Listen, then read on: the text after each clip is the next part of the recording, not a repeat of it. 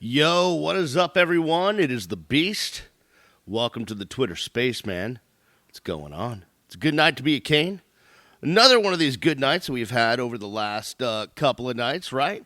Some big news going down to the U. Before we get started with the program tonight, and I will have a special guest coming on in a second that I will tell you about momentarily. Let's talk about the person that makes it possible for me to join you guys on Twitter Spaces, and that is my dear bud, my good friend Ulysses at Closure Investigative Agency. They are the best public or private investigators, I should say, to you, the public, in South Florida. Ulysses is just a great guy. He's been doing it for more than a couple of decades. And you're like, well, why the heck would I care about a private investigator? Because you never know when you might find yourself in a situation. Listen, we all go through things, custody battles, spouse situation, legal investigation, insurance investigation. You got problems with neighbors, that you need to get solved. Someone someone's messing around with your property. Whatever it is. Ulysses and the folks at Closure Investigative Agency will get it done for you. They will turn every stone over. They will get the truth for you, and you will be much better off. So call Ulysses and his staff at Closure Investigative Agency now, 844-403-2550. 844-403-2550. You can email them at info@ciagency.net. Or do me a favor. Let me see if our old friend Ulysses is in the Twitter Spaces right now. He is. I see him. He's got the logo. Just go to see who's in here. He's got the logo that says CIA for Closure Investigative Agency. Go follow. Do me a favor, please. The least you could do is follow Ulysses right now if you haven't, because not only is he great on the PI stuff, and you can always, bounce stuff off of him if you need help and hire his services, but he's got the hottest football takes possible, so you're going to want to definitely talk to Ulysses. But tonight, what we're going to do is we're going to start off. I'm going to bring on one of the most vaunted South Florida journalists who has been covering sports in this town for a long time. I don't want to date her. I want to go about that ageism situation. But she's been doing this a long time. She is amazing on a lot of beats, on the college basketball beat, on soccer beat. But lo and behold, she went to the University of Miami. She teaches at the University of Miami. She's been around the University of Miami and the major players at the University of Miami since forever. And there's three main journalists at the Miami Herald that were covering the cristobal hire and the hire with Dan Radakovich today. It was Susan Miller-Degnan, it was Barry Jackson, and it was Michelle Kaufman. And Michelle Kaufman is joining us in the space tonight. So we asked Michelle to unmute her mic, and we will talk to Michelle. If you have questions for Michelle, I would you can DM them to me. I'm not going to open the floor completely open for Michelle because it'll be crazy. It's not like I can control everything just like a talk show. So I'm gonna talk to Michelle for a little bit here, and then I will talk to all of you as we always do. We get you guys in here and give you a chance to opine. So Michelle, are you there? Connecting. And Michelle, just unmute your mic and hello. Okay. Can you hear me now? Yeah, sorry about that. We're Twitter just rolled the Spaces thing out not too long ago. We're still getting used to it, and right. Well, this is my first time. I'm a rookie in Twitter Spaces, so this is very exciting. It's a big night. Well, welcome. I gave a lot of your bona fides, but for the people that are newly initiated and we're reaching out and going crazy because the basketball lady was writing about football. You've been around. This is not your first rodeo when covering the University of Miami. Definitely not. I was at the University of Miami as a student from 1983 to 1987, and I was the sports editor of the Hurricane of the newspaper when Vinny Testaverde and Bernie Kosar were the quarterbacks, and Howard Schnellenberger and Jimmy Johnson were the coaches, and Vinny Scavo was there, and he's still there. And Ed Hudak was around, and he's still there. And so many people, Joe Zagacki, and I mentioned them in my column yesterday. You know, I know I caught a lot of heat the other day. And by the way, before I go any further, I want to thank you for, for having my back, because Twitter is, I mean, no offense to Twitter Spaces. This is all lovely, but Twitter can be really toxic. And, I've been asked now I'm going to be writing some general columns now once a week. And my only fear of doing it is that I have written columns I've been doing this for 35 years now. Okay. I'm old. I don't mind saying it. I'm 56. I graduated from UM in 1987. Then I went to the St. Pete Times. I covered the Tampa Bay Buccaneers for 3 seasons when Vinny was actually the quarterback there. We were both rookies together in 1987. And then I went to Detroit. I was at the Detroit Free Press for 7 years.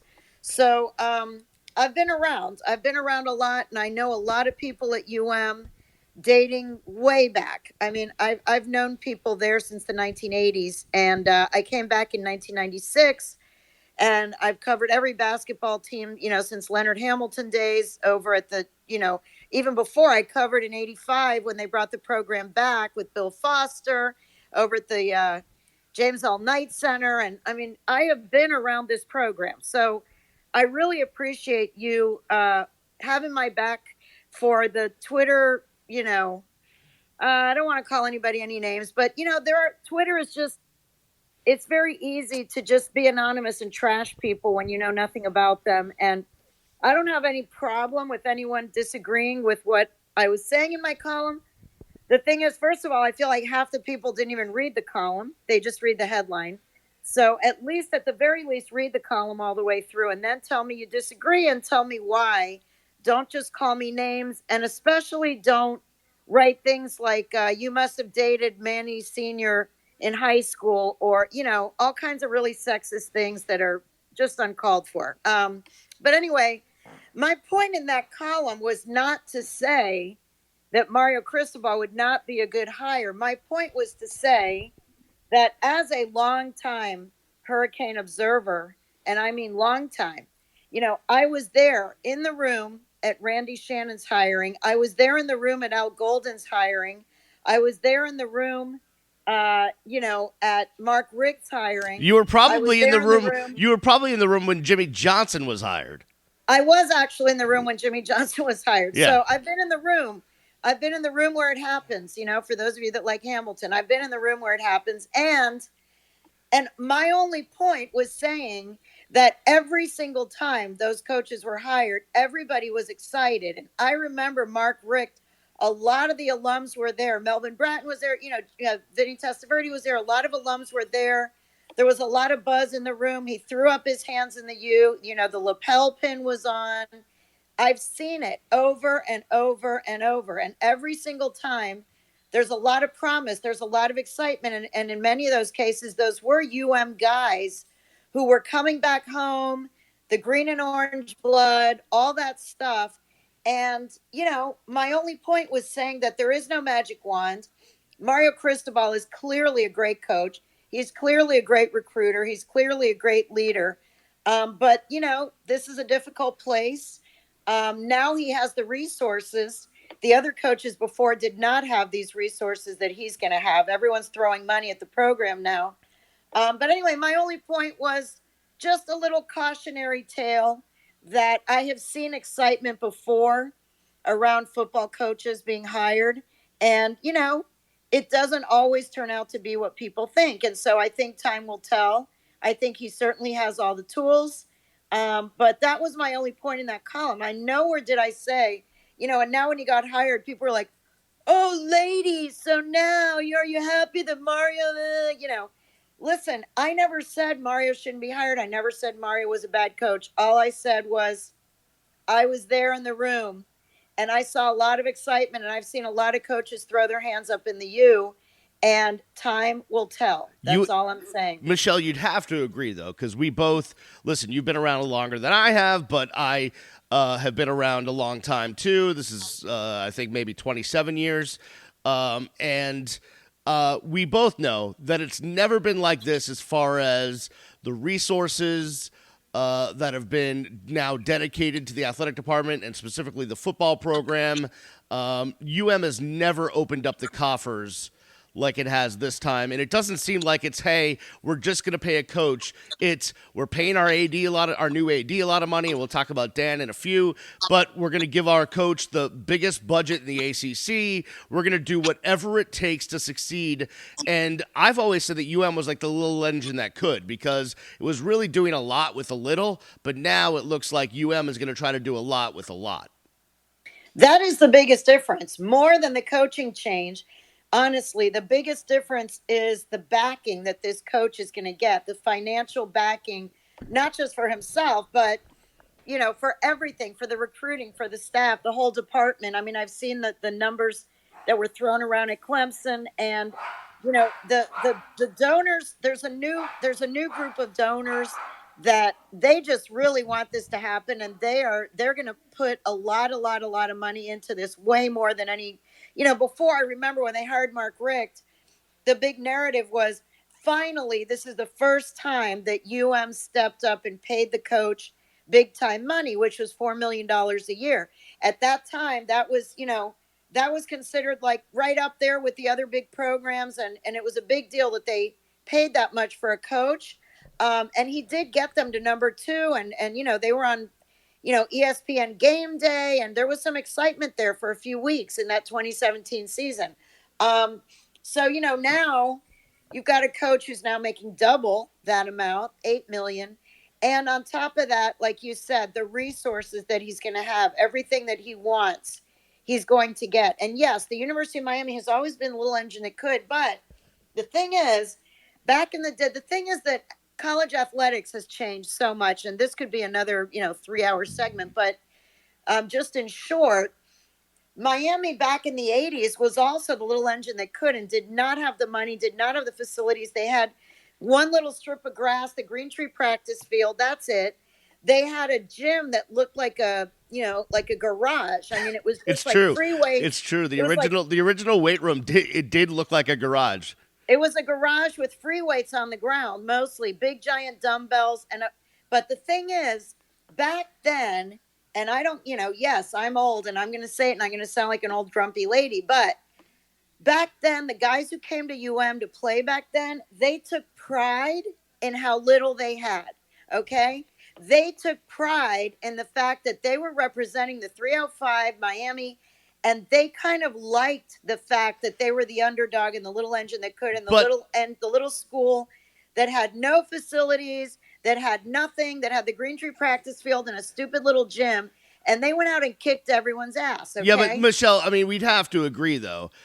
And you just raised a wonderful daughter who's, I think, now in college, and probably is she about to graduate? Because wow, She's a senior. She's a senior at stop. Duke Oh my, University. I Yep. mean, jeez. Yeah. Okay. I remember you used to show us pictures of her playing soccer when she was like 5. But anyways, Yes. Yes. but kids are just different now. Yes, So they are. so yeah. I mean, I just don't think back then kids knew any better. Now with social media and everything, like you get to like daily, these kids are seeing pictures of what it looks like inside Alabama's locker room and Oregon's locker room, and their facilities look like, and kids talk, and they're traveling, and they're doing all this stuff. It's just different. So Yeah, you got to keep up. You got to keep up with the Joneses. And And Miami was not keeping up. Miami was behind.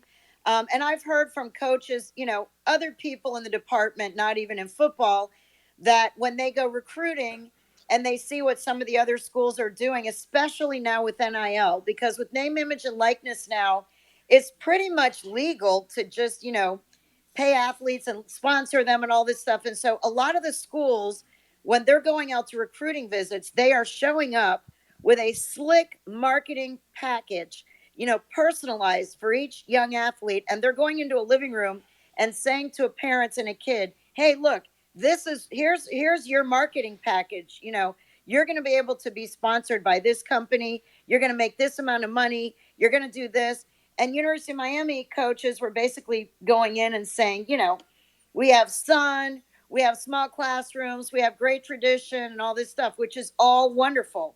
But they're a little bit behind. They've been a little bit behind in recruiting, not just in football, but in all the sports, as far as what the other elite programs are doing. And so now I think that with the infusion of money that they're getting, Mario Cristobal and the other coaches of all the other sports are going to benefit from all of this money. Well, and that's led by the hiring of Dan Radakovich, who certainly knows his way around big money programs, being at Clemson for the last 9 years. We'll talk about Dan in 1 second, but one thing I wanted to touch on, because you would certainly have some expertise on this, which is just the change in kind of power structure that we've seen. Because you and I, like some of these members of the board of trustees, and I'm not trying to call anyone out in a negative way, but I'm just bringing up names, have been around for decades. The Gino DeMaris, the Ron Stones, the Ed Williamsons, the Betty Amoses. All Right. these names that we've heard for decades, that whenever there's a story about the University of Miami, we're always seeing these names being quoted, and those are part of people that have been on the board for a long time, and may have a certain vision for the University of Miami. But now we see kind of an influx of new members of the board that have some power. Manny Cadre. You're going in and out. But I hear what you're saying. I missed a little. Can you hear me now? Yeah, I hear you. Okay. I missed a little of what you said. Yes, there is a changing of the guard. Absolutely a changing of the guard in the in the inner circle, in the power circle of athletics at University of Miami. Now it is Jorge, it's Jose Mas, who's on the board and I know the Mas brothers because they own the Inter Miami soccer team, so with David Beckham. So I have been very involved with those two brothers as far as the soccer scene goes on in South Florida. The Mas brothers are big time fans. Jose is on the board of trustees. They are billionaires with a B, their company. They have a lot of money and they have a lot of passion. And, Rudy Fernandez, Joe Echeverria, Manny Cadre, it's a different group. It's a different group of players right now. And they decided, and, I know Miami got a lot of criticism nationally, whatever. This happens in a lot of schools where a group of boosters get together and say, we are going to pool our efforts and we're going to go after Coach X. This happens at the big schools. I'm sure it happened in Alabama when they went after Nick Saban, whatever. And now this is what has. has this group of boosters, fans, whatever. A couple of them are on the board, some are not. But they have a lot of money. They have a lot of passion for the city of Miami and for the University of Miami. And they just got tired of, they just felt that a change was needed. They wanted new energy. They wanted more money involved with the university. And so they have taken it upon themselves. The fear, there is a fear among some people because I heard from a lot of them. I got a lot of feedback in the last 7 days to everything that we were writing. And there is a fear among some people in the, inside who worry that, they worry that a rogue booster could infiltrate this group and, become like a Nevin Shapiro type who breaks rules and does things that shouldn't be done. And they also just in general worry that if you just have a group of people who have a lot of money, how much power are they going to have over the board of trustees? And if they can just handpick a coach, what will they be able to handpick next? So, there's definitely a change. This is not just the changing of a coach and the changing of an athletic director at This is a absolute complete overhaul of the athletic everything from the inner circle of power brokers to the athletic director to the head football coach. It's a new time. It's a new era. It's a new era that's starting this week right now at the University of Miami. And it's a really interesting time. It's going to be a very interesting time to be a reporter covering this program right now to see where it goes from here. But this is a very monumental week. And not just because they hired Mario Cristobal and Dan Radakovich. This is a new right now. So I'm getting some questions via my DMs. If you have any questions for Michelle, slide into my DMs. When we're done with Michelle, I'm going to obviously open it up for everybody like we always do. I'll let Michelle get some shut-eye because she's been working the midnight oil, and then I'll talk to all of the Canes fam out there. Michelle, let me ask you a question. Dan Radakovich, he's a guy that was around actually overlapped you, I think, at some point. Yes, he did. He did. Yep. He's a guy that has all the bona fides you could possibly want from an athletic director. Ran a huge program at Clemson, won 2 national championships there, gave Dabo Swinney everything he needed to win there. Was at Georgia Tech, did the most that he could with that program and those and everyone thinking at the Yellow Jackets. Before that, he was at American, but he's been around as assistant and associate athletic directors. He's really got a good business mind. He's great at improving facilities. Miami, I think, got one of the top tier athletic directors in the country, and I think that combination with Mario Cristobal and everything else they're doing really gives Miami a chance to be successful, not only just in football, in all sports. Absolutely. I mean, I called it in my lead today. I called it the Dream Team, and in my headline, I called it the Dream Team, because you're talking about one of the, absolutely one of the top 10 athletic directors in the country. He's been selected for every kind of committee that the NCAA has put together about the future of college athletics. Dan Radakovich has been involved in almost every one of those committees. When they pick 6 ADs to be on a committee on such and such, he's one of the 6. I mean, he is the top of the top. He's the best of the best. He's the cream of the crop. And I will tell you, with the Moss brothers, I've seen it with the Inter Miami. They aim high. They aim really high. And, in the case of soccer, sometimes maybe a little bit naive, that thinking that they could just, all this stuff was going to happen. But they're big dreamers, and they have big goals and big dreams, and they don't settle. They don't want to settle for mediocrity. They hate mediocrity. They want big. They want grand. They want the best. They want to be the best. And I think Dan Radakovich is an excellent choice. And, Blake James the facilities, he did a lot with the facilities. And everyone that I talked to about Blake James, they always give him credit for the facilities, that the facilities over his tenure really did get a lot better. There was money raised and things were done. I think Dan Radakovich is the kind of AD who can, with the NIL now and all the business and all the money that they're going to have thrown at them now in this program, I think he's a really great choice to kind of bring it into the next era of college athletics. He's also, I just think energetic, and sometimes maybe need a new set of eyes. I think in every business, sometimes someone new comes along and sees things differently or has new ideas. I'm not a person who, I know people on Twitter just love to bash whoever was just fired, whether it be the AD or the coach or whatever. I'm not going to do that. I'm never going to do that, because first of all, I know all of these people personally. And whether you like how the university was doing or whether they were winning or losing, when you meet all these people and you see that they are working hard and they're trying their best and they're human beings and they have families and they have feelings, and it's really easy for fans who never have to meet these people to just bash them. But when you have to face these people every day and talk to them, there's a lot more empathy there. So I know that the media, sometimes we get bashed by fans. Oh, you're too soft. You're a homer. You're this. No, I don't think that's what it is. I think that we see things a little differently because we see these people as human beings. And, Blake James was a human being. Manny Diaz is a human being with a family. He tried hard. He did his best.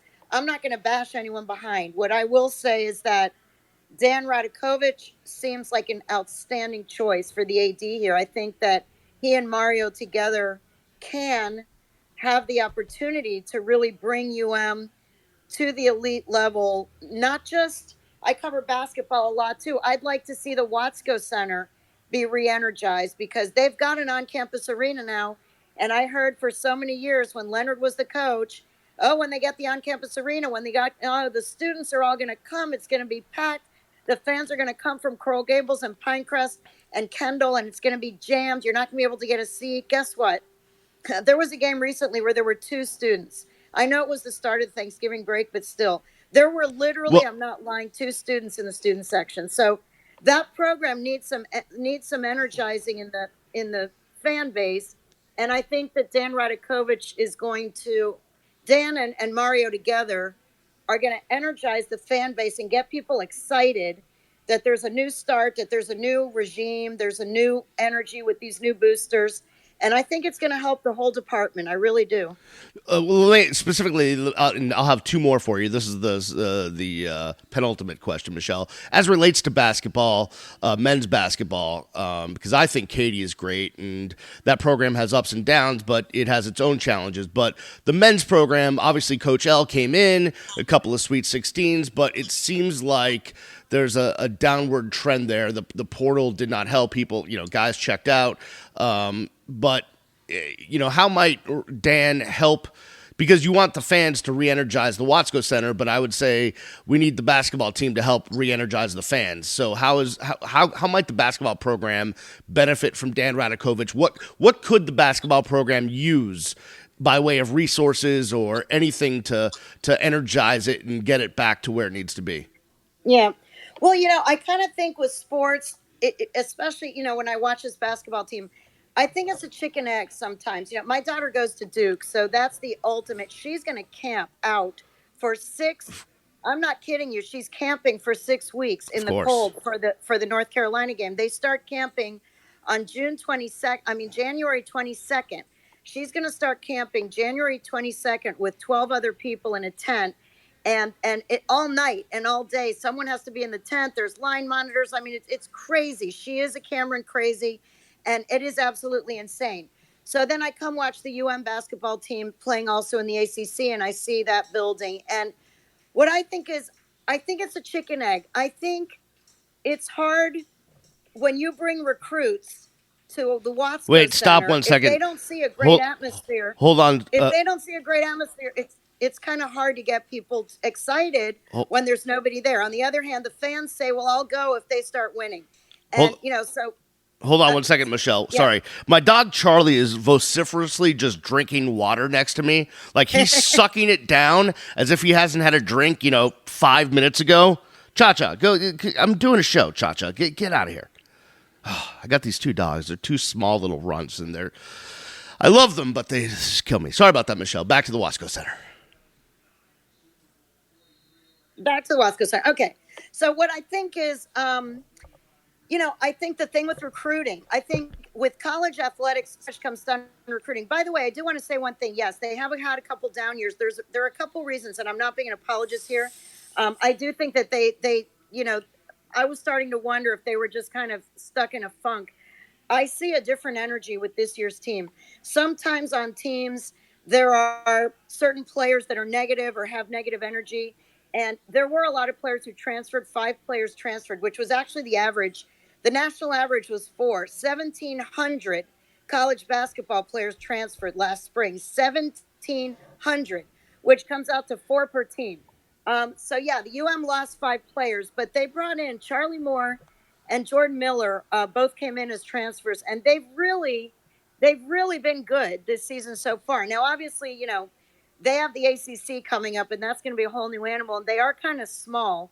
They don't really have much in the front court as far as size. So, but they have Cam McGusty is having an absolute breakout season. He's right now one of the top players in the ACC. The guy is having just an absolute breakout season. Isaiah Wong is a really good player. Charlie Moore, I feel, is an upgrade at point guard from Chris Likes. Chris Likes was very exciting and very electric, and he was a great scorer, but he was basically like a shooting guard in a 5'4" body. He wasn't really a true point guard in the sense of, seeing the court and distributing the ball and all that stuff. Charlie Moore is much more of a court leader, a court, kind of like a quarterback of a basketball team. A He floor, provides a lot of a leadership. floor general, if you A will. floor general, a floor general. So, I actually think this year's team, they're on a 3-game winning streak. I know it's not a lot, but they beat Penn State on the road. They came here and beat Clemson, and then last night, well, it was Lipscomb. Who's ever heard of them? They're in Tennessee, but they won really handily last night, and they looked pretty good doing it, and they were having a lot of fun. The one thing I'll say that's really encouraging to me about the basketball team this year is that Jim Larinaga seems to be having fun again. He did a great, if you haven't seen it on Twitter yet, look it up, Canes Hoops, look up their Twitter and their Twitter feed. He did a Muhammad Ali dance impersonation the other night in the locker room after the Clemson game that was so fun. It had the players just rolling on the floor, falling out of their chairs, and it reminded me of those little dances and little things that he was doing during the Sweet Right. 16 Well, years. So but Michelle, let me just point it. If Coach L could go to Dan Radakovich right now and ask for something that would help the basketball program, what would it be? I think it would be money, money for promoting the program in the community and for promoting the program on campus to get people to come. One of his biggest frustrations is that people don't come to the games. So whatever Dan Radakovich can do to get the word out in the community that, hey, the University of Miami is playing a basketball game tonight. I think most people don't even know when they play.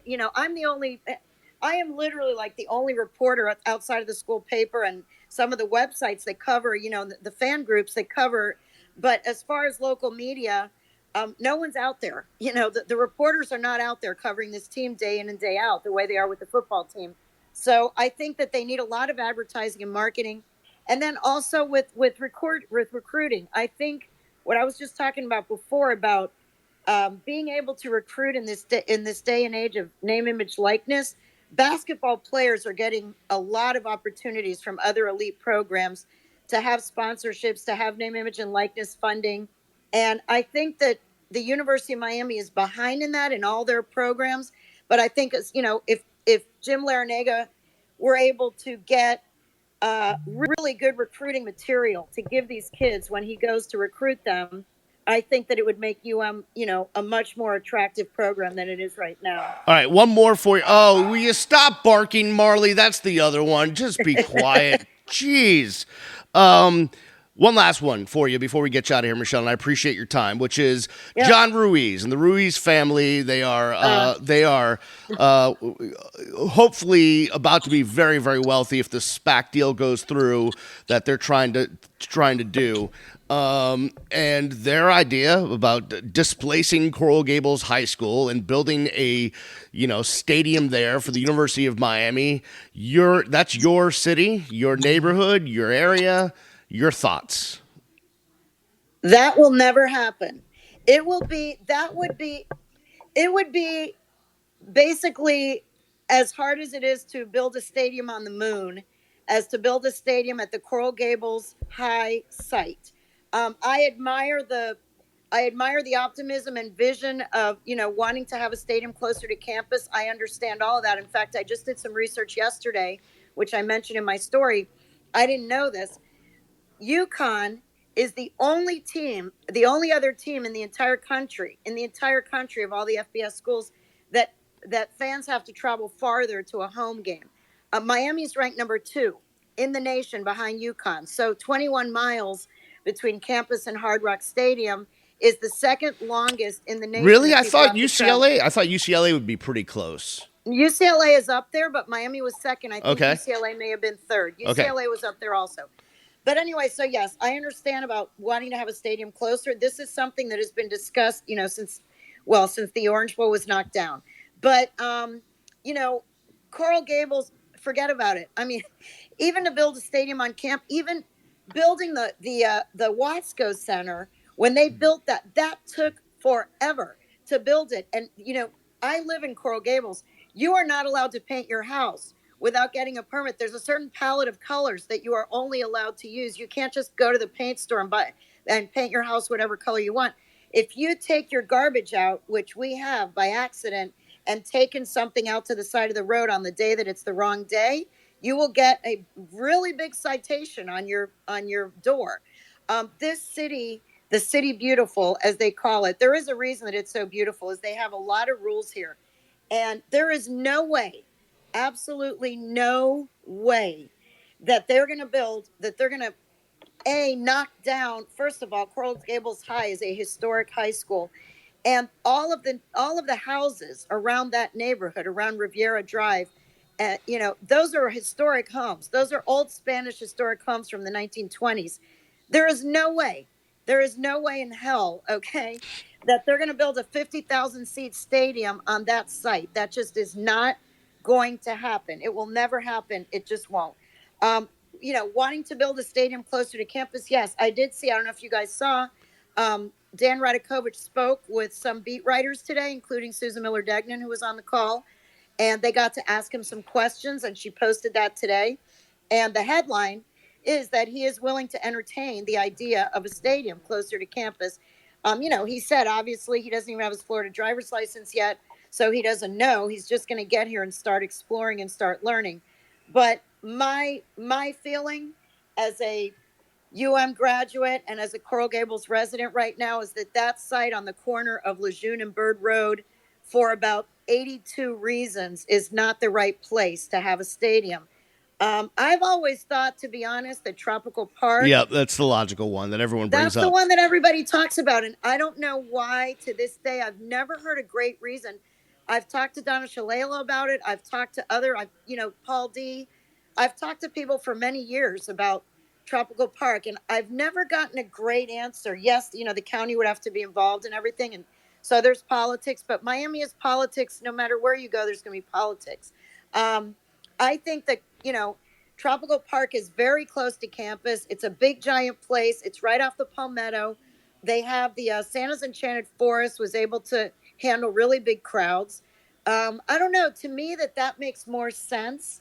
I don't see a stadium being built in a residential neighborhood of Coral Gables, and I just don't see how that could happen. Yeah, I totally agree with every sentiment you just made. My family's been attached to the Gables since maybe the 40s when my grandfather got back from the war. So it's, listen, I know everything you just said. I totally agree with. Michelle, I so appreciate the time. And I'll let you get some shut-eye. I know you've been working really hard, and I really appreciate it. And thank you so much. I'm actually not going to get shut-eye. We are watching the final episode of the Beatles documentary. Oh, okay. I don't know if you saw it. It's on my list. I've seen clips. I need to do it. It's really good. It's just amazing. It's like you're sitting there with the Beatles. You are honestly sitting with them while they are composing all of these songs that we still know so many years later, and watching those geniuses, literally they are freaking geniuses, watching them compose those songs and listening to their banter back and forth. It's a really, really fascinating documentary. So we're on part 3, and I made Sophie just got home from college for her break. So we're in the middle of episode 3, and I told them to pause it while I go on with you, and we're going to finish that up. But I want to say one more time, Brian, I really appreciate your support. It's really hard sometimes being a woman in this business. And even though I've been doing it for 35 years and I've covered the NFL, I've covered, 14 Olympics and 6 World Cups and Super Bowls and Final Fours and NBA Finals, and it doesn't matter. Sometimes when you're a woman and you write things, people write crap to you. And I really, really appreciate your support. So no problem, Michelle. Anything you ever need from me, you know where to find me. All right. Thanks for having me. And thanks for all those little faces that I see. It's kind of cool to see all these little circles and to see that all these people are listening in. That's it's kind of a cool thing. I've never done it before, so this is kind of a cool experience. There we go. Thanks a lot, Michelle. All right, have fun. All right, will do. Michelle Kaufman, everyone, appreciate her joining the conversation. The important thing, listen, guys, everyone has opinions. I disagree with, stuff that I disagreed with that article that Michelle wrote. I disagreed with the article that Andrea Adelson wrote. But you could disagree with someone's opinion and not, get down on them for being a woman or a person or whatever. It gets ridiculous.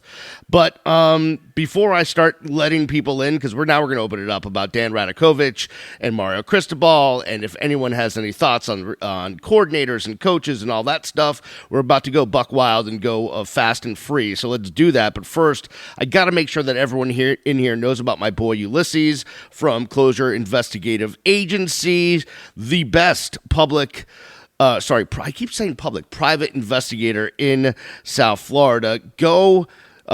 Go track down Ulysses. Even if you don't need a PI right now, you never know when you might have a custody issue, a spousal issue, a neighbor issue, a legal issue, an insurance issue, whatever it may be. Even if it's international, Ulysses sends his crew all over the world to track down the truth.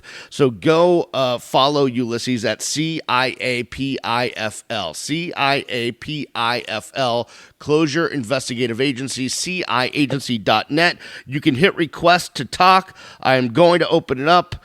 And we'll start with the man, the myth, the legend, one of the guys that's been on this Miami story for a while now. He's a true Cane, 247 Canes. We'll start it off with you. What is up, 247, man? Go ahead, 247. Unmute and go. What's up, Beast? How Hey, you man. doing? I'm good, man. I just wanted to ask you what you think about Virginia Key as a possible destination for the Yeah, the only thing stadium. I did see that I've seen people doing mock-ups, and I like it because it's a big piece of land that not much is.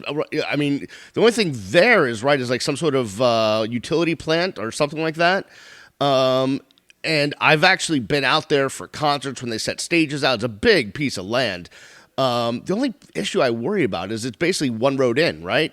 Because you just got to go over the bridge and got to go out, and then when you get off the causeway, you're making your way to 95 or down US 1. It's kind of I worry about the traffic situation, but otherwise, choke point, right? Yeah. Right, but I mean, if they could figure out something cool like, boat taxis and, maybe there's a light rail situation, if they could improve the infrastructure, I'd be all for it. Otherwise, it's a beautiful piece of land. I can't even imagine how that would look on television, right? How picturesque that would be. I just worry about the traffic situation because it's not like it's an easy off the on-ramp turnpike situation. It's, it's a little bit tougher than that. But yeah, it's not bad, man. I get it, but there'd have to be some work done on the logistics and infrastructure. Appreciate it. Thanks, buddy.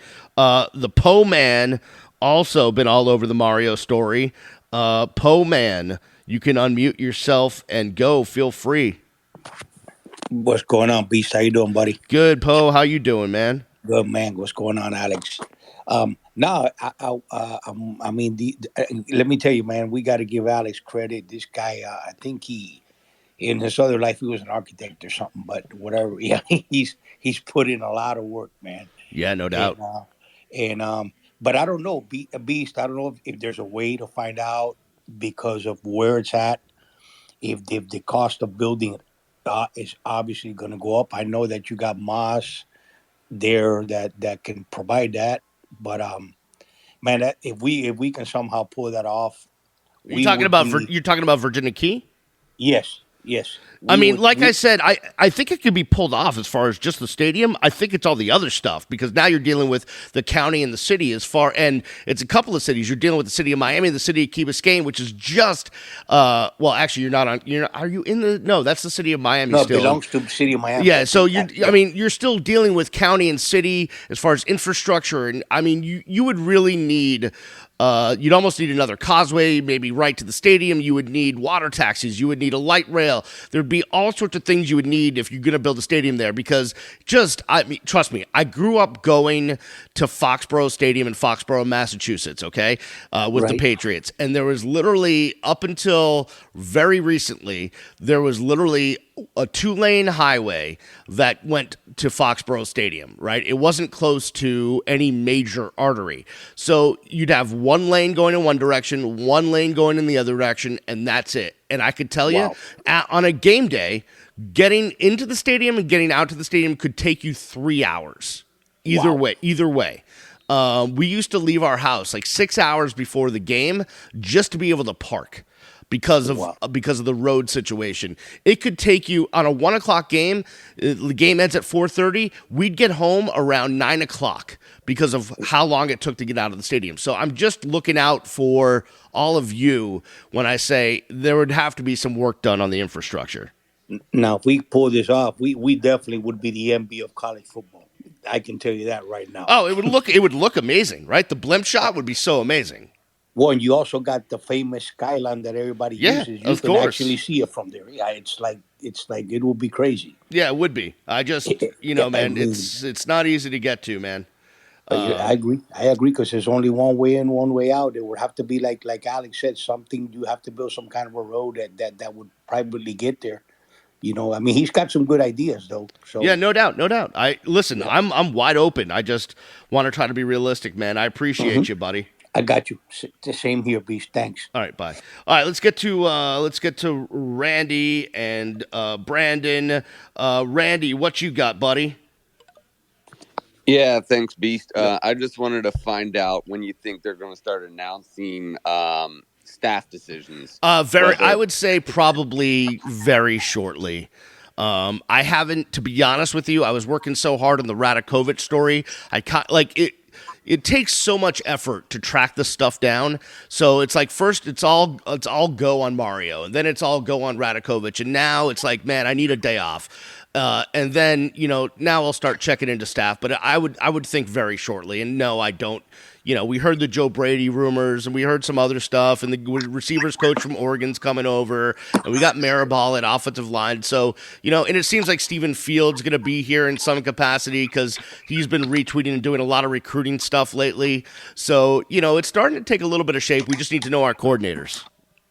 And do you think that they'll maybe hold off a little bit till after the early signing period, or they'll try to announce a little bit before that? I mean, listen, I think that, these kids want to know who their coordinator is going to be, who their coach is going to be. If they can try to name a couple before the early signing period, if that might flip a guy or two, I think that'd be really important. Hey, appreciate it. Thank you. No worries, man. Juan, feel free to unmute yourself and go. Hey, how you doing? Good. How are you, buddy? I'm good. I just want to say what a wonderful honor to listen to Michelle.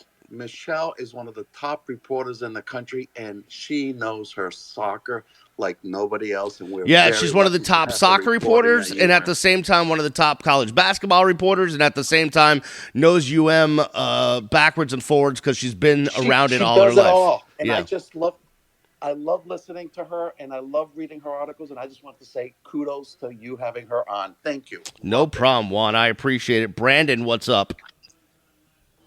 Hey, what's up, man? I just wanted to get your input on this. Me and Po-Man were talking earlier about this. We were saying that Cristobal was the University of Miami's hire and not Radakovich's, which is why they waited till announcing. No, that literally had nothing to do with it. I can tell you for a fact these two searches were completely independent of each other, and whichever one was going to get done first was going to get done first. As it turns out, the deadline with Mario came quicker because of the counteroffer from Oregon. So that took way. And there was also some playing of chicken there, where Dan Radakovich wanted to know who the football coach was before he signed on the dotted line, and Mario kind of wanted to know who the AD was, and it all was kind of getting murky. But the biggest thing that made it so that Mario came first before Dan is that the timeline due to the Oregon counter. It really was that way. Don't read into that this wasn't Dan's hire and that's why they did it, and that has nothing to do with it. Are you pro stadium? Listen, here's my thoughts, okay? I love Hard Rock Stadium, okay? But here's why. One, I live in Cooper City, so I jump down Sheridan, jump on University Drive. I'm there in 15 minutes. It's easy in, easy out for me from University Drive. I work as a member of the media, so I go to the press box, and for me, that means good parking right up front, walk right in, take the elevator, I'm in my seat in 2 minutes. So I'm spoiled, and that's why I love Hard Rock. Also, I believe if Hard Rock is good enough to host a Super Bowl, it's good enough for the University of Miami. Now, being that I spent a big part of my life in Dade County at the University of Miami, I lived in Kendall for a lot of years. I lived in Brickell. So I certainly am a 305 guy at heart when I'm not being a 617 guy, and my Boston half as well. And my entire family on my mom's side is rooted in the Gables, and they still live there and been there for 70 years. that I would love to see a stadium closer to campus. There's no doubt about it. That's what I was about to say. Yeah, I mean, I would 45 love to see it. I just, just building in Coral Gables, and I know they've had more, stuff go up lately. It's just so difficult. I mean, I tell the story all the time that when I got to the first fall at the University of Miami in 1994, August of 1994, the course guide that I got sent when I was a high school senior, and it said, hey, come pick your first semester of courses at the University of Miami. On the front of it was a mock-up of what was supposed to be the new basketball arena being built while I was in school at the University of Miami from 1994 to 1998. They didn't even they didn't even get a permit or a shovel or anything while I was in school. It wasn't until, after the millennium that they even started thinking about building what is now the Watsco Center. So, and again, remember, that thing was built for way more fans. They had to not put seats in.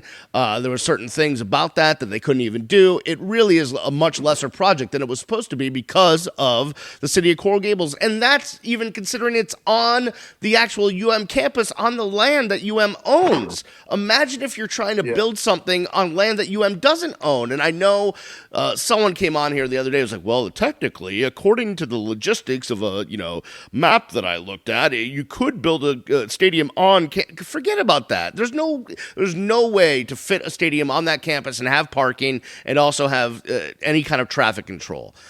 It's just not happening in Coral Gables. It's not. You want to go South Miami? I've always said the best place to put it is either Tropical Park or right across Red Road, where everyone could just walk off of campus across Red Road to the stadium. And it's like you're in the same city, but you're in a different city legally.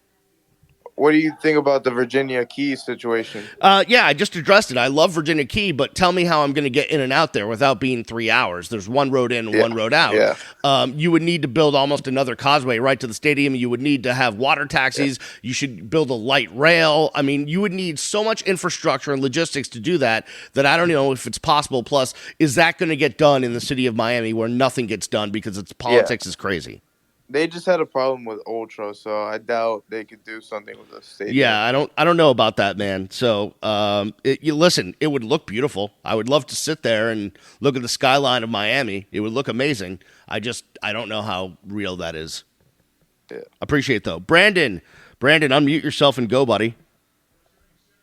Oh, I just went, but Oh, sorry, man. Let me see what I got for you. No, I mean, listen, whatever you got, man. You got more Canes takes, we'll take them. Next closest commit. Next commit we could have as soon as possible. You think? I'm saying I'm not a recruiting guy. Giant Kelly. I'm not a recruiting guy. You don't want to ask me about recruiting. And here's why. Because I've been through this way too long. I go back to a guy you guys probably don't even remember. Maybe some of you do. There was a lineman named Cameron Binion.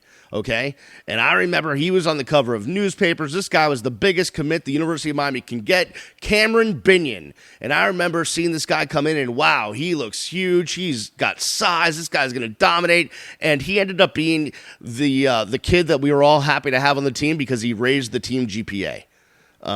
He didn't do anything in his career. So I've just been through way too many stories on the recruiting trail that I've kind of just given it up. Who's your favorite for defensive coordinator? I know everyone's talking about offensive. I personally think it's Will Muschamp. Yeah, honestly. I mean, I was just going to say Muschamp me because he's a badass, and he will make sure that we don't miss tackles.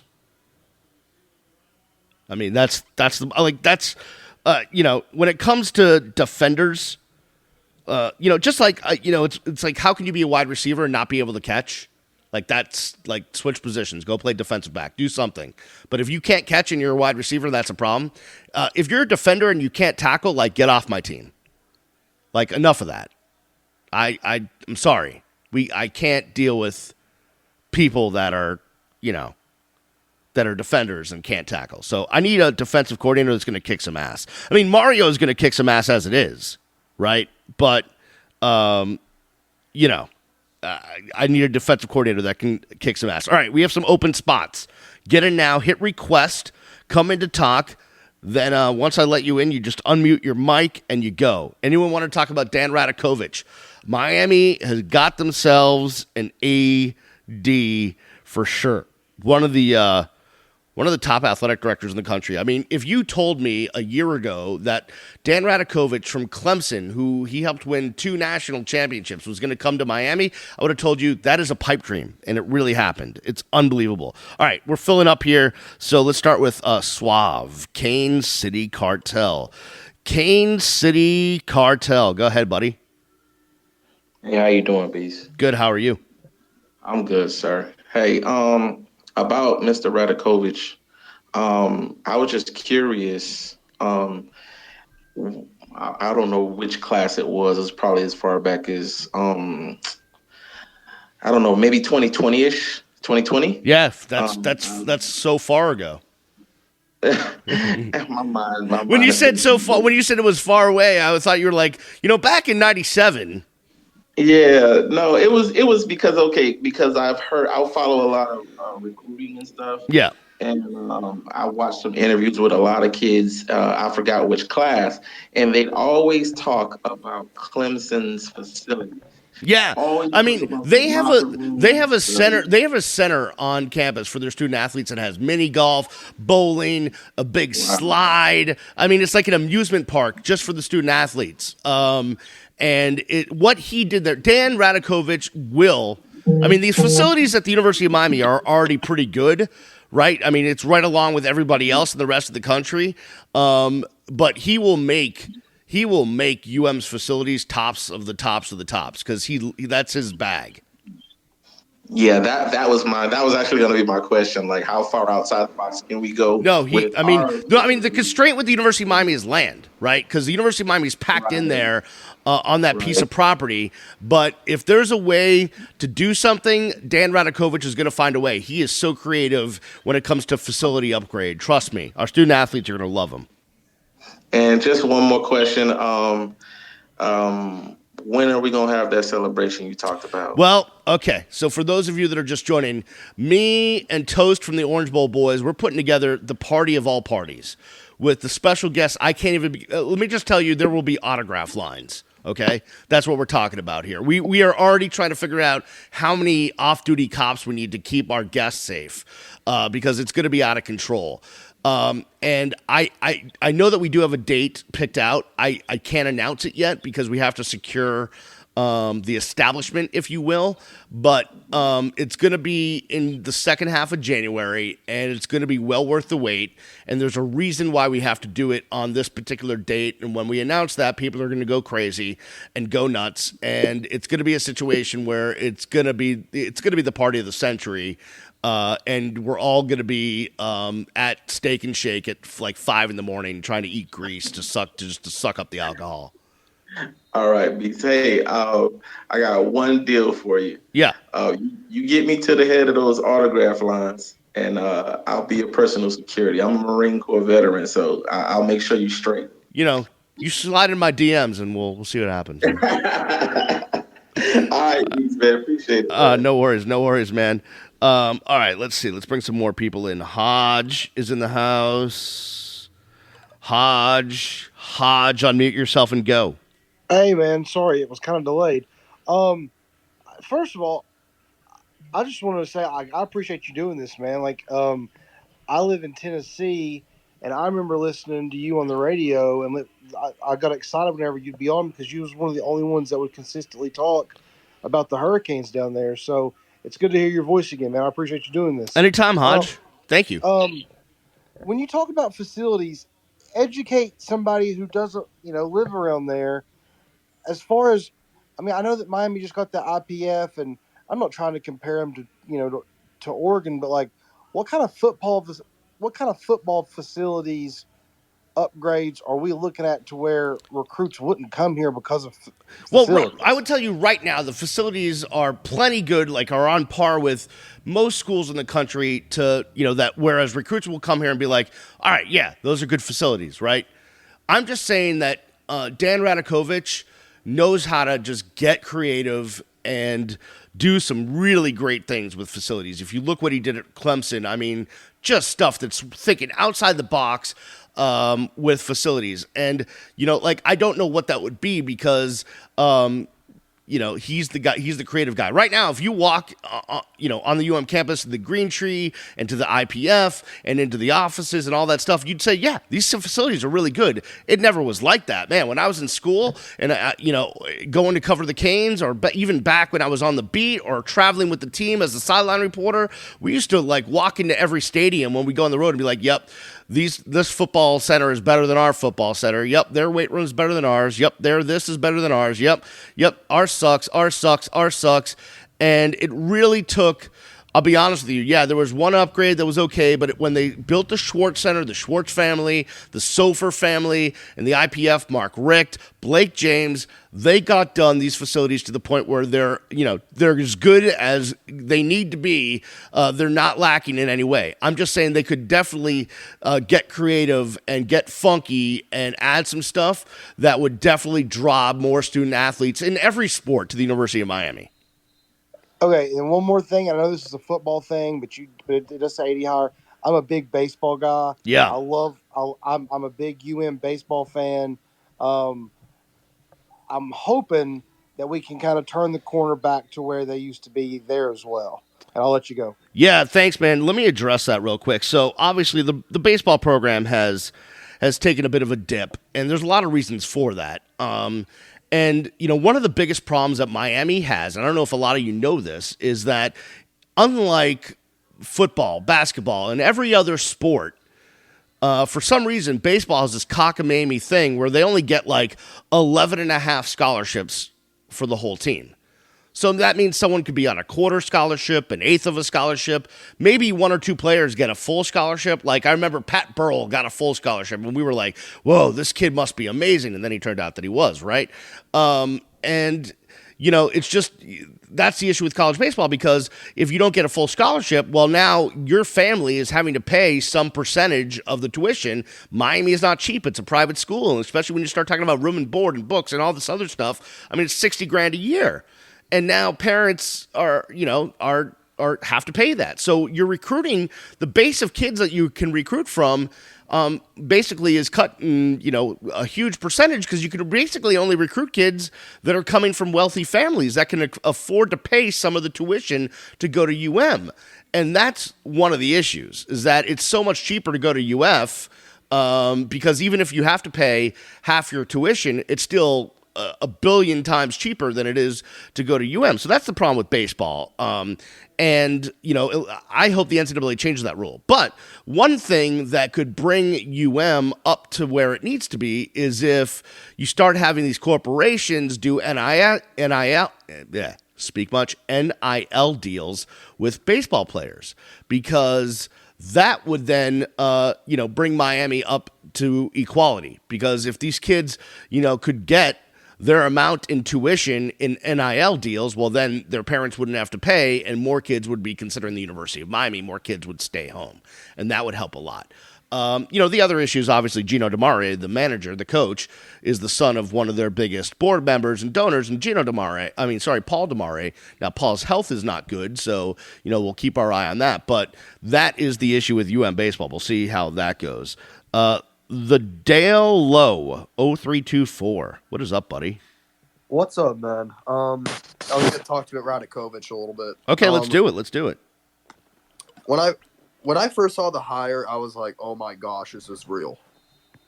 Because I knew we were going after Jurich, or however you say his name. Yeah, he was out pretty early, though. Yeah. That's what I was told.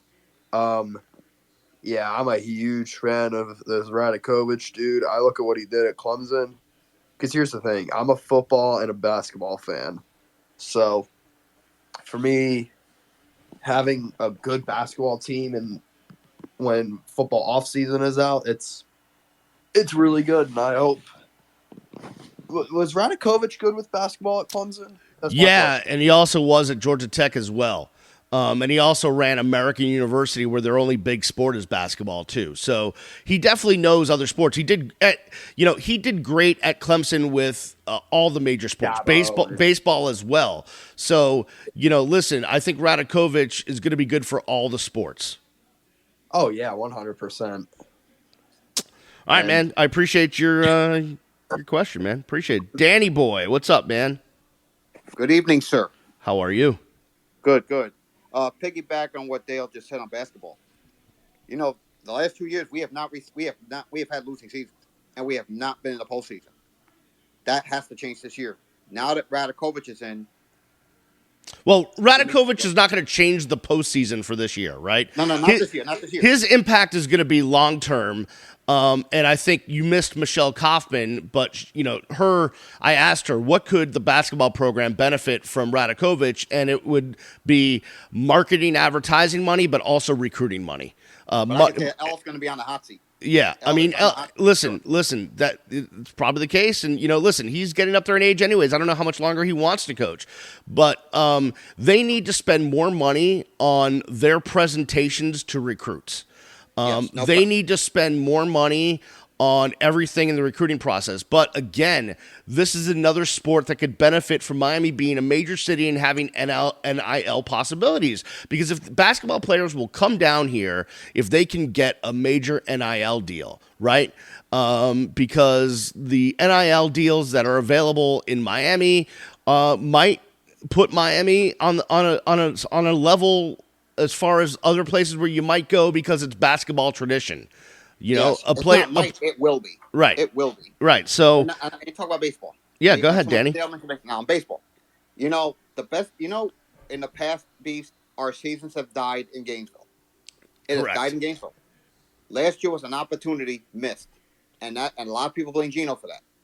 If we are not at least in the super regionals this year, they will make a move on Gino. They have to make a move on Gino. Well, you go tell his dad that. And Radakovich is not afraid to tell him that either. Well, listen. The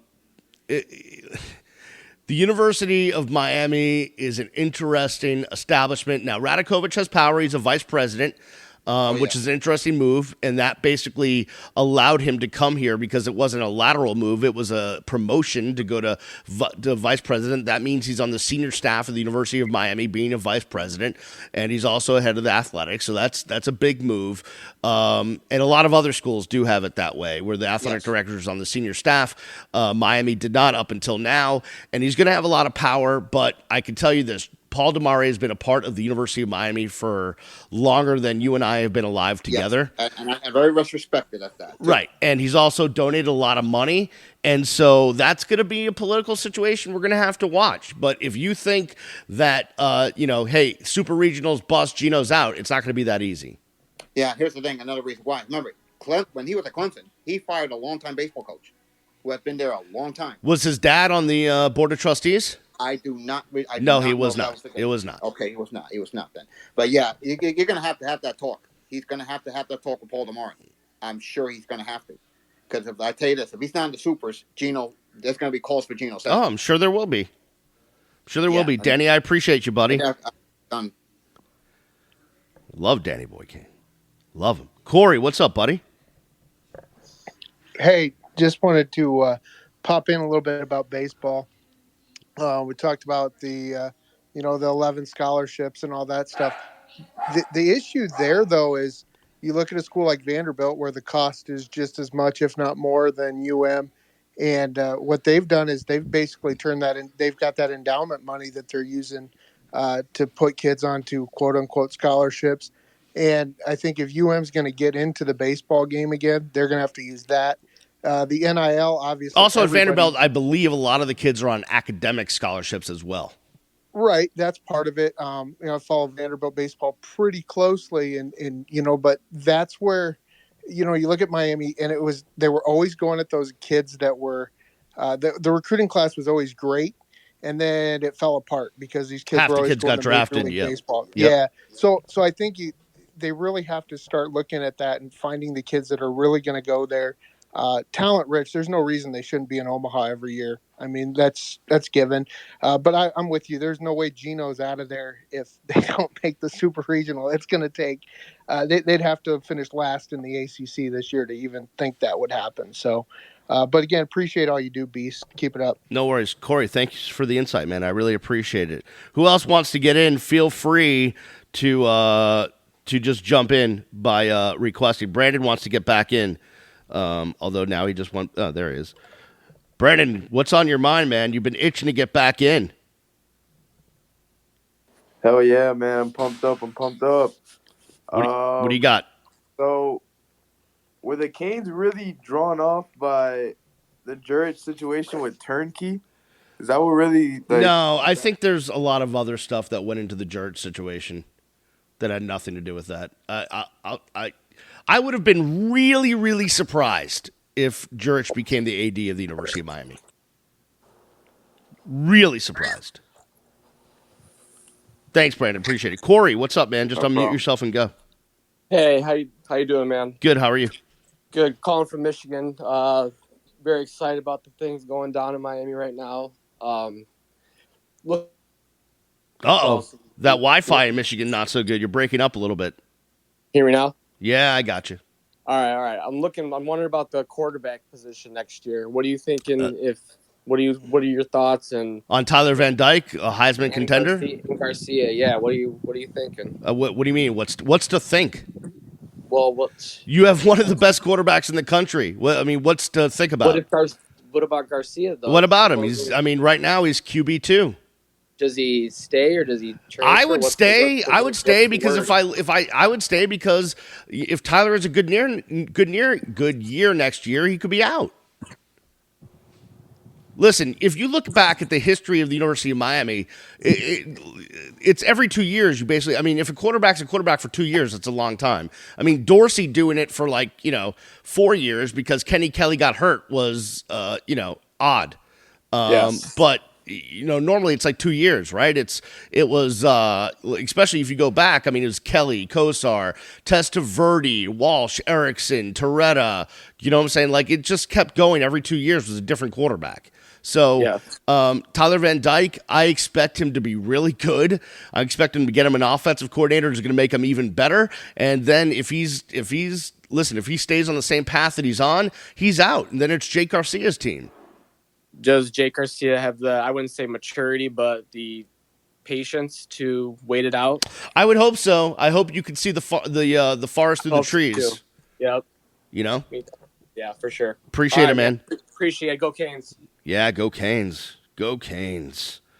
Poe Man wants to get back in. You guys are getting a little freaky down there. You want to jump in 3-4 times? Come on, let's do it, Poe. Hey, Beast. I don't understand why this thing with Jake Garcia. Well, Jake Garcia is one play away from being in the game, even if he's a backup. Yeah, that's. I don't think. To be honest with you, I don't think quarterbacks or running backs should ever transfer because running back you need at least 3, if not more, because someone's going to get hurt. If not 2, if not 3, and quarterback, if you're the backup, you're one play away from being the starter. Look at Tyler Van Dyke. Did he think he was going to play this year? No. Did he end up becoming the ACC Rookie of the Year? Yes. And I spoke to his dad because where I sit my season tickets, his dad would sit there to watch him warm up. And first time we spoke for 5 or 10 minutes. The next game we spoke half an hour, 45 minutes. We got to be like buddies, him and I.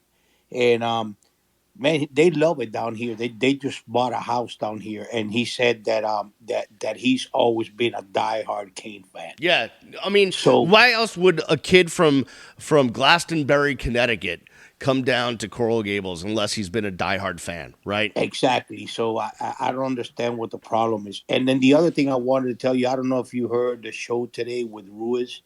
I didn't. I tuned into their first show, and I couldn't deal with the production value because it's my business, and it's something that it starts to annoy me if every shot isn't right and every background isn't perfect. So I just I had to put it off because I was like, man, I just can't because I'll start critiquing this, and I can't. I don't want to do that. Well, he was talking about doing a lot of things with NIL for the kids in basically every sport, and he has Alonso helping him out with ideas for this, and they're coming up with some great ideas. I even heard him say something that Alonso said that if they would pay the players after they graduate, every player after they graduate and finish football, they will get $150,000, and that way the guys that sit on the bench, the guys that are not popular, the guys that just everybody would have a shot to go into life with a little bit of a head start. Hell, I would see if I had any eligibility. I can, I don't know. I can be a holder or something. I know, but yeah, I mean, but they are doing like NIL for other sports, so they are working on that with Zoe and a DJ, and I mean they got 4 guys on there. I'm still waiting for my phone call, man. I mean, so hey man, he ought to reach out to you. I mean, if he wants to do I've been promotion, around. I've been around. no, if he wants to do promotion, you're definitely the guy because everybody knows you. So Yeah, man. All right, buddy. I really appreciate you, man. I no appreciate you a problem. lot, man. Thanks a lot. I will do. All right, let's get to Wayne. Wayne. Not just Wayne, but real Wayne. Uh-oh. I got to hit the right button. Hey, Wayne. I'm sorry. No worries. Hey, what's going on? What's up, buddy? Not much. I spoke to you one time about my friend's son, who's a junior at St. Thomas, and I asked him what he thought about the cristobal hiring. He says it definitely puts things in perspective now because he says he sees what cristobal has produced all over the place and the everything that Miami's putting into the program. He says his son's definitely thinking about Miami now. Nice. I like that. And so I don't know if you're a video game fan, but what about college football coming back to video games? I would love that. I only play 2 video games. It's Madden or college football. So I hope it comes back. And also, if someone has a lead on a PS5, like I promised my son that for like the holidays, like, a year ago. I'm still waiting. So we'll see if I can get my hands on one. Wayne, I appreciate it, buddy. All right, peace. Will do. I got a couple more to get to. Let's go to Ben. Ben is new to the space. What's up, Ben? How are you, buddy? Unmute and go. Whoa, you sound like you were under Biscayne Bay right now. I sound like one more thing here. Oh, there we go. Okay, I was connected to Bluetooth. My bad. I kind of have one comment and one question. Okay.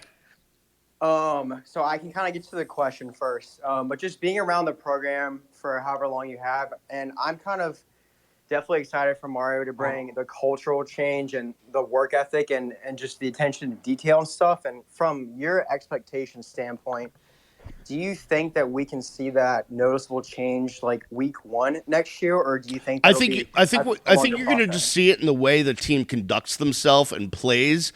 With a different, I would say, attitude and a way the way they go about their business, because Mario is all business. Right. That's what he's going to require of these kids, and that's how that's going to show on the field. I would hope that they'd win a couple of extra games and, hopefully win the Coastal and all that stuff. But listen, I'm not ready to sit here and be like, if we don't make the championship game next year, then this was all stupid, because it's going to take a while. Mario's going to put his fingerprint on the program, but it is going to start with the day-to-day and how they do things and how they conduct themselves, how they run practices, how they run off-season training. All of this stuff is going to be what changed, and where the noticeable stuff changing is going to be. Oh, he jumped out, man. That's unfortunate. Daniel. What's up, Daniel? Unmute yourself and go, buddy. Did we just hear a backside flatulence? Daniel? Hello? Hello? Daniel? Daniel, are you there? Danny? Daniel? Hello? All right. We're gonna just pretend that Daniel didn't exist. Oh, this is a good one. What's up, Double L?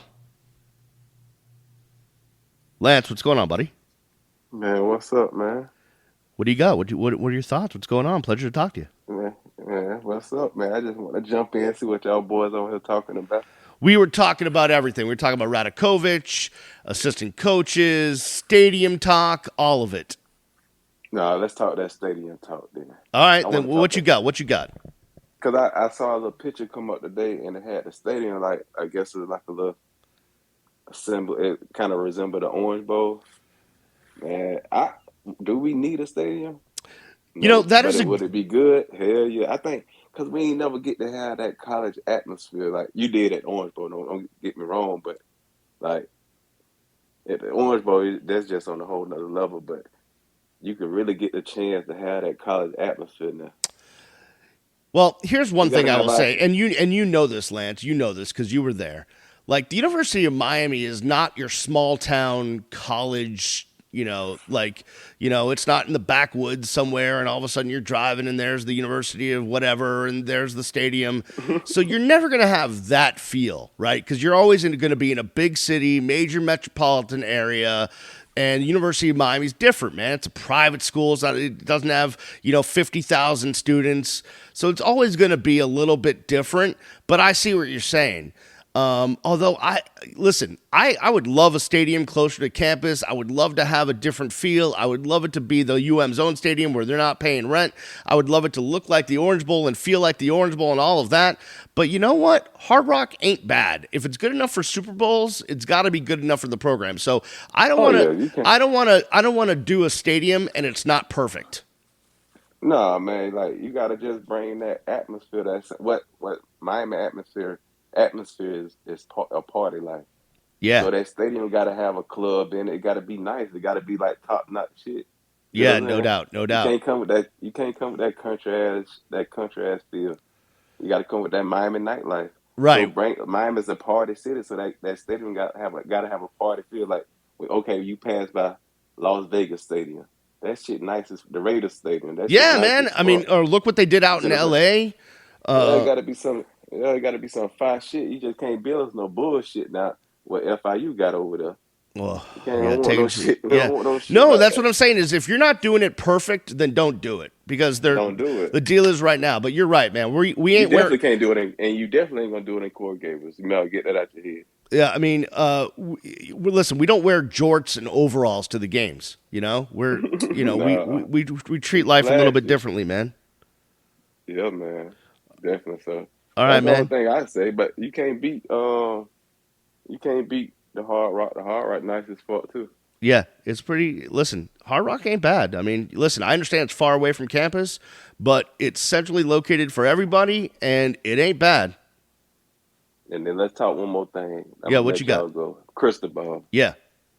Like, shit, you can't pick a better person than Cristobal. Like, I could tell y'all a story. Like when Cristobal, he recruited me coming out of high school, and that's when I had moved out to Texas because I'm from Bartow, but I moved out to Texas. Yep. Got kicked out of school, get in trouble. So he moved out there and he came to my track practice. Man, listen, Cristobal not a fucking recruit, man. Yeah. He gonna do whatever. He gonna do what he got. He gonna do what he got to do to get that kid, but the right way, not going out. You know what I'm saying? He gonna do it the right way. And like when he came, like, man, I don't know what player, because when I was at Miami, he was the tight ends coach. Right. And like, I don't know one tight end that did not like him. Yeah, like, I mean, listen. He's a tough son of a you know what, but everybody respects him and everyone likes him. Man, everybody know Cristobal crazy as fuck too. Now, don't get it twisted. True. Don't get that shit twisted. Everybody know. Yeah, he cool as hell. He goes about 200 miles per hour. Yeah, he cool, man. I always liked Cristobal from when he recruited me out of high school. Like, he was one of the reasons I went to Miami because the time he put in, he know how to get you. Yeah, no doubt, man. Lance, appreciate you, buddy. Yeah, man. If y'all don't mind, man, I know I'm on y'all platform, but I just started a new business called Taste One Boy Peanuts. And the only thing I've been seeing it, man. How's the peanut business going, man? Man, it's booming. Where can people It's booming. where can people find your peanuts? Man, okay, if you're in Polk County, we in over 35 locations right now. Yep. So if you go on tasteoneboilpeanuts.com, you can go on and find all the locations. If you're not in the area, you could just go on Taste One. You could order online. But I'm not even asking y'all to order. I'm just asking y'all to follow the platform. Just watch what we're doing. So if you go on Taste One Boy Peanut Co. on Instagram, Facebook, and TikTok, and just follow it. You ain't gotta buy nothing. Just watch it. Shit. That's the only thing I ask. We're there, man. You sold me. Oh yeah, man. Do that for me if y'all don't mind. We'll do. We'll do it for you, Lance. Appreciate you, buddy. Yeah, I'm finna keep listening though. I ain't out of here. So No. right. Stick around. Let's get Jorge in here because he's been wanting to talk for a while. What's up, Jorge? Jorge, what's up? George. Kane Jorge. Can you hear me? Going once? Going twice? All right, let's go to Stink I Am. Stink I Am, what's up, buddy? What up, Stink? What up, brother? Hey, love what you do. Thanks, man. Actually, I wanted to give it a shout out to Manny as well, but I saw he left. And for Lance, just kind of keeping things going. You know, all I wanted to say is I think the Coral Gables thing, as a South Day guy, is absolutely crazy. But God bless Ruiz. If he finds a way, that's great. But I was very intrigued with our friend Shalala and her comments about a blueprint right next to Marlins Stadium. I think that's an interesting play. We got parking right there. That's yep, no doubt. I mean, listen, the universe it's pretty sick. Yeah, I mean, listen, I love Marlins Park to go watch a baseball game because there's no one there. I can have 4 sections to myself, and I get a beer and I watch baseball and it's fine. But it's on the Orange Bowl site, so it bothers me. But to put a stadium there, I mean, I would love that. It would remind me of driving to downtown or to, Little Havana to go to the Orange Bowl. Listen, to have those parking garages and parking already there is a big help. Although I would really love to see some better infrastructure as far as off and on for the 836 and getting into 95 and all that stuff. But it would be a good spot. Listen, there's lots of good spots around town, but none of them are in Coral Gables. Yeah, listen. If you could do that by the Orange Bowl, man, you can't beat that. Like them kids, the kids here, they never saw the Orange Bowl, so they don't know what it feel like. But just getting a chance to experience that ride down there, man, that's one of the best feelings. Like a lot of people can't talk about when you get to ride down there, you get to see the fans all lined up. Especially now, them 12 o'clock games, y'all ass don't show up, guys. Y'all ass get out there. But like them Florida State games, man, that shit be live. Yeah, man. it was cranking. I remember those noon games with Florida State. I also never forget that old school Notre Dame game sitting in the well, that was even before Lance's time, man. Notre Dame. I'm aging myself, right? But you make me sound old. Yeah. No, big fan, Lance. But yeah, man, I appreciate you guys, and I think hey, Tropical Park's also a good spot. But you know what? I just I've listened to you guys for a while, and especially recently here, stoked about everything. I think we're going in the right direction. We got to bring things back. I think we also need to, as you said earlier, a little patience, but let's all come together and let's buy some season tickets, right? Let's keep it going. Yeah, and speaking of that, I'm clearing some people out, so don't take it personally here. I just want to let other people talk. Speaking of the season tickets, I'll let you know. So season tickets were originally supposed to go out like last week, at least renewals and prices and all that stuff. But as we got down to things, the decision was made to wait for a new athletic director because they kind of had an idea of that it was probably going to be Dan. And they knew, they'd want to have Dan kind of peruse all the ticket packages and see if he had any thoughts or what have you.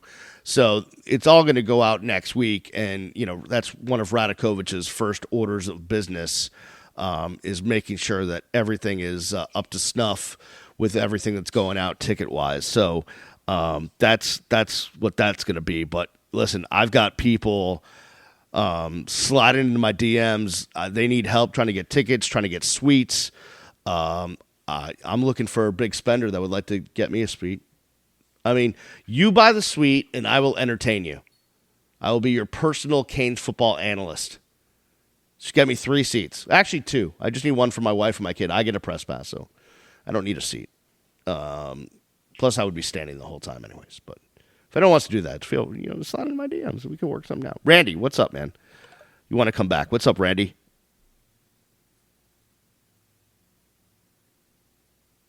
Randy? No? Yep. Sorry about that. No It worries. was just on a delay. Do you think Cristobal is going to keep like a chief of staff role with Ed Reed or somebody else, maybe? Well, that chief of staff role that Ed Reed had was, kind of window dressing, as we came to find out. He had no real official, line chain of command situation. Right.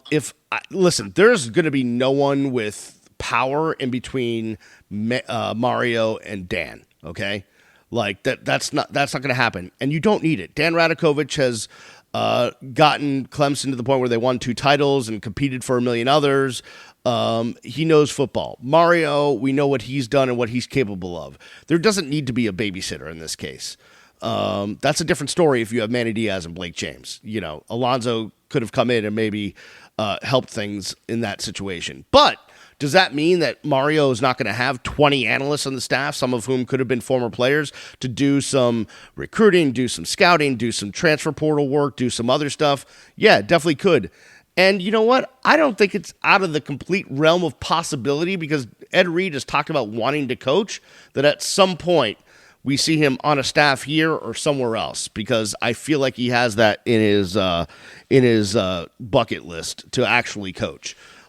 So we'll see. But Mario's going to there's going to be a lot of staff positions and I've already had former players slide into my DMs trying to figure out how they can be a part of this program. So I think you're going to see people stepping up and taking some of these analyst roles, staff roles, whatever it takes.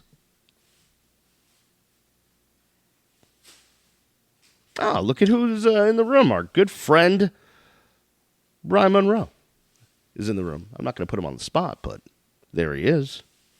Love Beamon. Used to love hosting shows with Beamon. Enjoy him on the Canes pregame. It's about the only part of the broadcast that I listen to.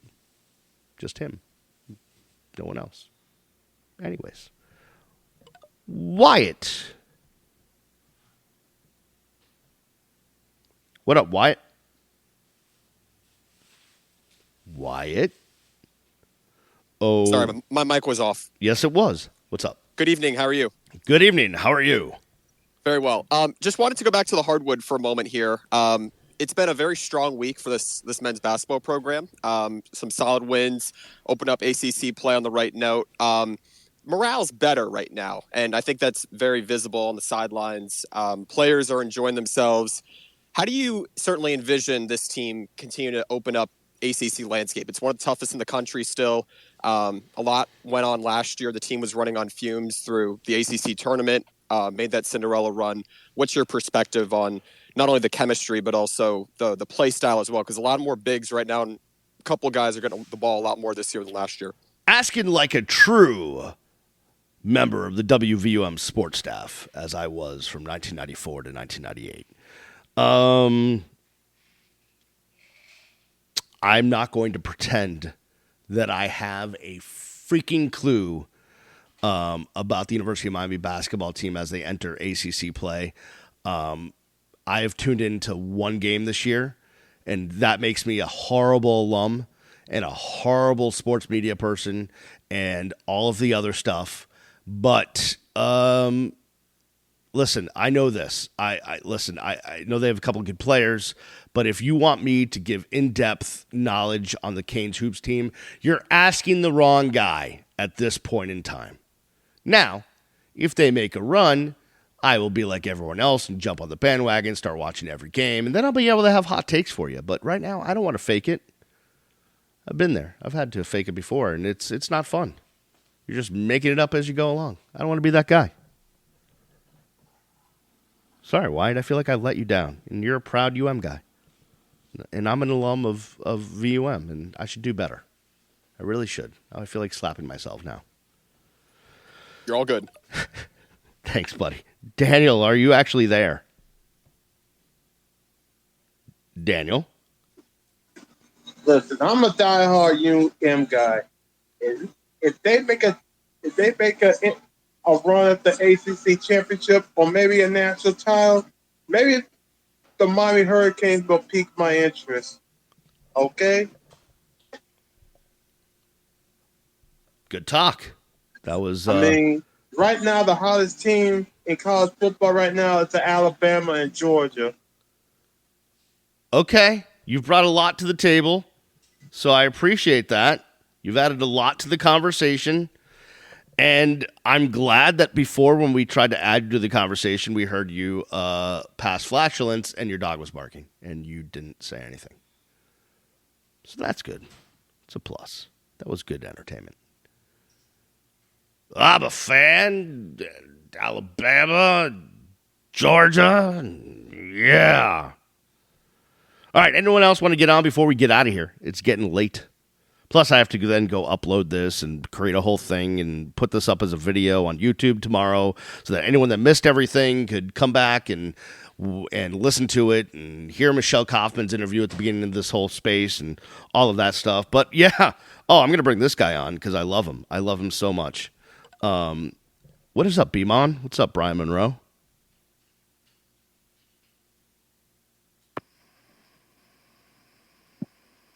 Go ahead, buddy. What's up, man?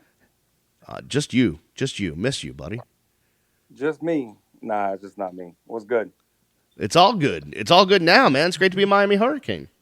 It is definitely great to be a Miami Hurricane. Definitely a different feeling in the building right now.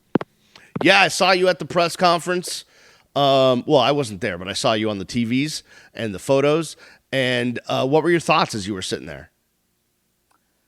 I mean, listen, it's Mario. You know, being on the team of Mario as a coach, Mario's that dude. If there's a guy that the type of coach we needed in the building, it's Mario. A disciplinary, no nonsense type of guy. Hold you accountable, create competition that we haven't had in years. He gets it. And that's, I think, one thing that Canes fans should be excited about and looking forward to when it comes to the offseason and spring. Yeah, no doubt, man. Uh-oh. Brian's getting a call. Who? What's up? Nothing, man. It sounded like there was a phone call, a text. No, man. You know how it is, man. It's Thursday night. Text Yeah, messages. it's popping off, man. I got you. It's Miami. You know. What we do. That is true. That's what we do, man. Any thoughts on Radakovich, big time AD? Oh yeah, I heard that name about 4 weeks ago, about a couple days after Blake James was released, and I said, listen, if we can go ahead and get the guy at Clemson, it shows one or two things: that one, the school's not bullshitting and they're really putting their mouth where they've been talking, they're writing some checks, and then we're going in the right direction, because the only way that you're successful is you got to have the guys that are leading the way be great dudes, and we have two great Canes leading the way. Now it's going to take Cristobal getting the right guys in the room, and then the guys to put in that work, because shit don't come easy, man. It's hard work, it's grinding, it's competition, and then the fun comes. You know, I think hopefully you get this reference. I think we're all about to get juicy in this offseason. So I've seen this dude. I've seen this guy, this strength coach. Yeah, Aaron Feld, man. But you know what's so funny is when I had the brief conversation with Coach Cristobal at the conference, he definitely lit up when he was speaking about him and him coming into town. So I obviously don't know much about him. I know he was at Georgia and everything else. I mean, if you've seen a video, you know enough. Yeah, but you know what? It's there's a couple things, right? So we all know strength coaches are the biggest component when it comes to being successful That's true. in football and sports, because you spend the most times with the kids. But when you look at it, great. Can you get our linemen big and everything else? Cool. But when I look for, and a lot of former players look for, is how do you get those skill positions? Do you have them twitchy? Do you have them coming out of breaks fast? Is your workouts geared towards the different individuals and the different positions? Because that's huge. I think that's more what most former players will look at. Yeah, the dude looks crazy and the dude has some great videos, but I think to take that next step, we want to see those athletes get. Oh, there's no doubt. But I think Mario addressed it in the press conference. He started talking about balance and, pliability and flexibility and this and that and all this other stuff that I don't think those words have been mentioned around the U in like a decade. No, 100%. And that's the thing, that one of the reasons why we've been behind, because, at least before, everyone wants to say, oh, you guys are undersized. You're right, but you couldn't catch us. True. At all. And in the fourth quarter, we'd run you into the fucking ground. And you need that. And it, it sucks because I'm not saying anything bad about this coaching staff that just left, but you didn't have that. And I don't know if it's just times have changed with the different generations with athletes, but they don't go 110% of practice. It's not there. And you can't expect somebody to turn it on in the game and go 110%. And maybe that's why we were one of the worst tackling teams in America. All I know is this: when I think about, and maybe I'm doing this wrong, and it's too cliche, but whenever I think about what a college football team should do, should look like, should work out like, should practice like, I just think of, what is Nick Saban doing at Alabama? Like, what's his strength coach doing right now? What's his nutritionist coach, whatever, doing right now? Like, what are they doing in Tuscaloosa right now? Because whatever that is, I want to do that.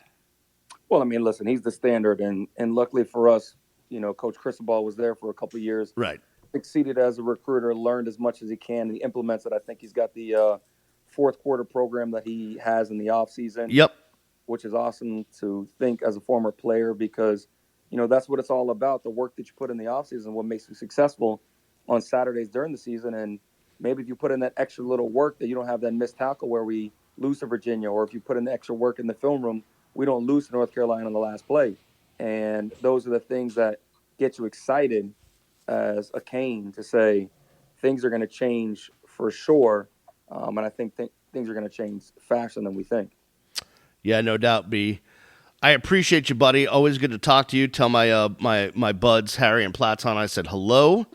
And miss being around you. But one of these days. One of these days, you'll pop up somewhere, right? Yeah, exactly. Thanks, man. Yep, take it easy, brother. All right, guys. Do me a favor, if you haven't already, do me a favor and go follow my good pal Ulysses, Closure Investigative Agencies. Please go follow CIAPIFL.